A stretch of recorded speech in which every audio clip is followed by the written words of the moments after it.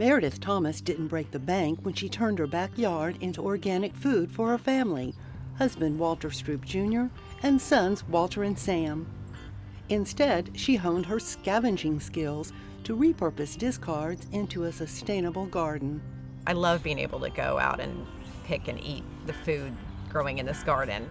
What's now lush picking ground used to be an overgrown eyesore when the family moved to Austin. Never a gardener before, her odyssey began with her mission to beautify the ugliness with something they could eat.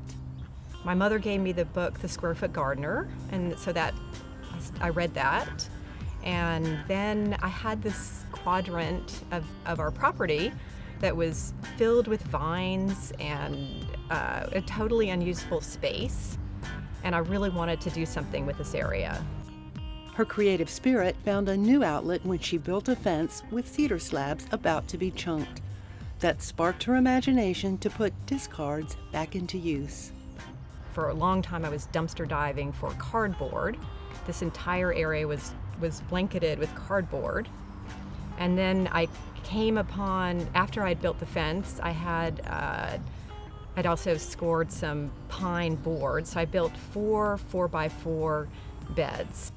She hustled limestone leftovers into her car while out and about.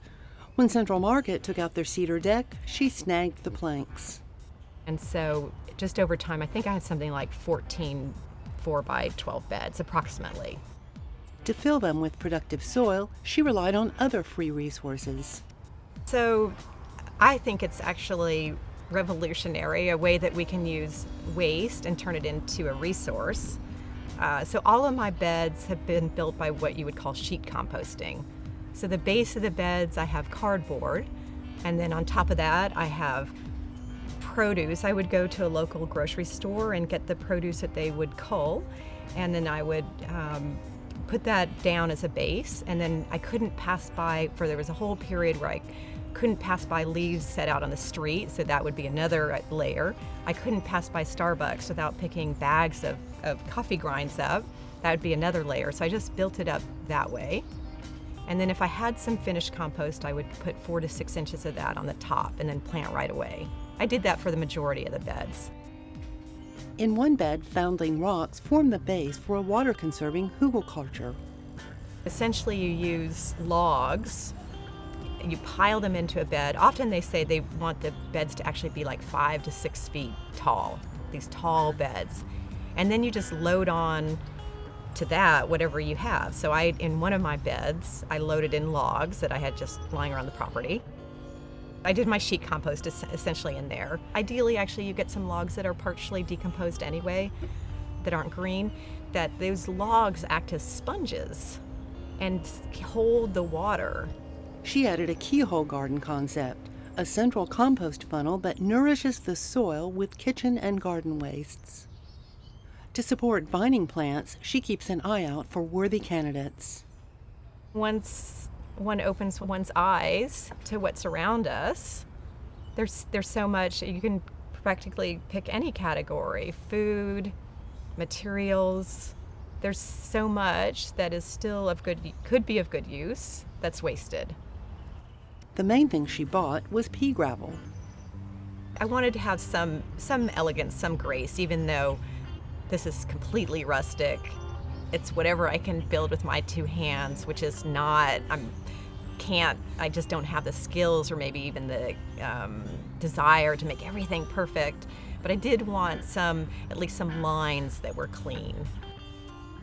I have the pea gravel instead of lawn because I didn't want to be watering lawn. Now I'm philosophically against lawn.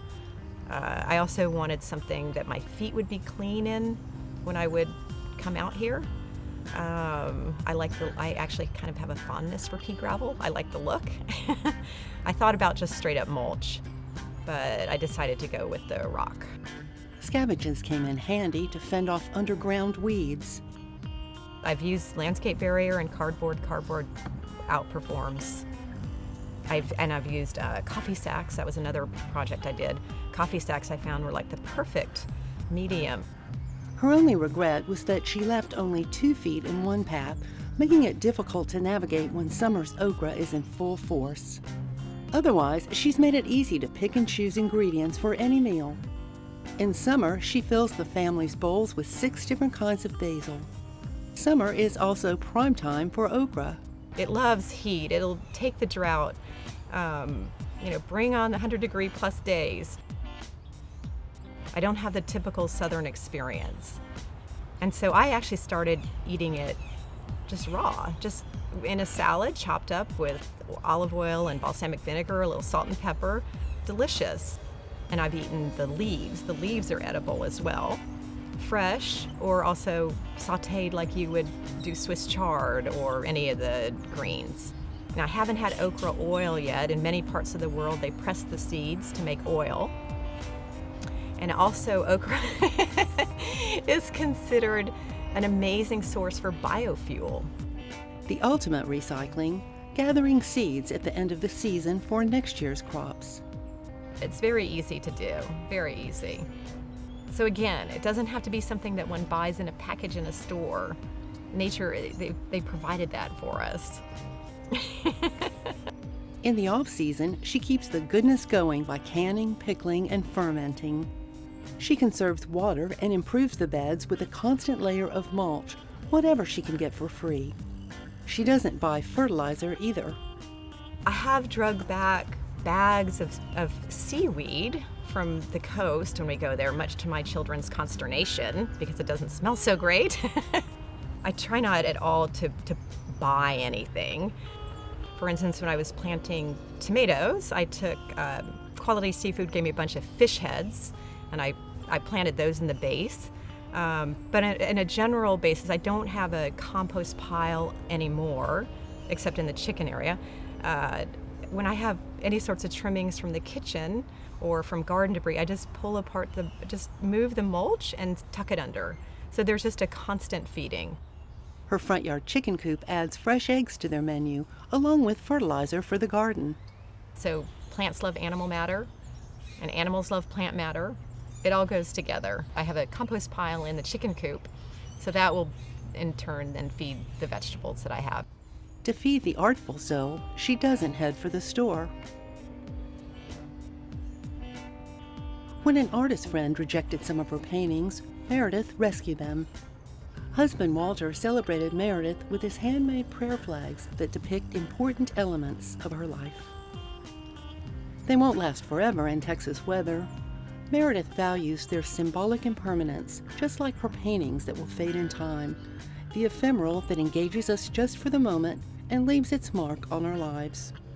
That's the cycle of things. And because now I have this little seed that then grows into these enormous stalks of okra and then eventually die, you can't help but be really intimately connected with what life is all about.